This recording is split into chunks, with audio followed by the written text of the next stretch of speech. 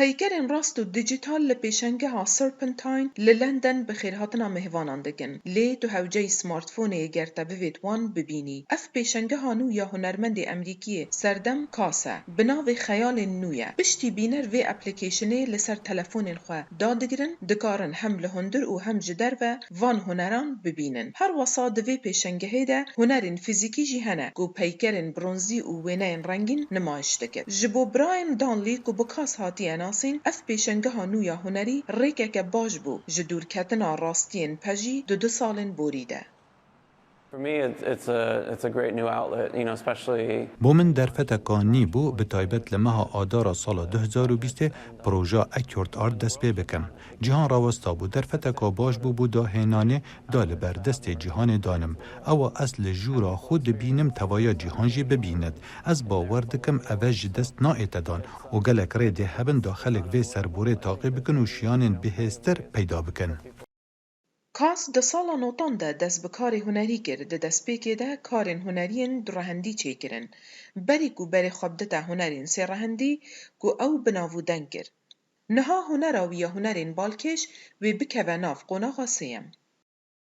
It feels like a very natural evolution. ما بستا من اوه وکو پیشکفتنکا خوزایه من لدست بی که گمان هبو درباره تشتن دیجیتال و من نتخواست تشتکه بکم گمانه پیدا بکم لی شوازا از کاری دگل پارچین بهز کردکم همان ریا کاری دگل پارچین برونزیجی دکم و اوه بتنی لحف اینان دناف برا بانو قباران دا از باور دکم لدما ام بردوام دبین دی لحف اینان دناف برا تشتن دیجیتال و تشتن راستی پیدا بکن از باور دکم اوه بتنی دست بیکه و از نظانم قناغاسیه ده پیشوچونکا چوا پیدا کد.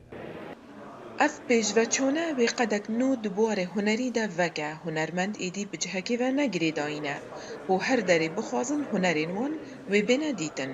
هنرین هستیارین کاس اکرانک هنریا دیجیتال چیکر. هر وصادا کو پیشنگه این تکنولوژیا دیجیتال لبردست بن و پیشنگه جی قازانجی جی بکن.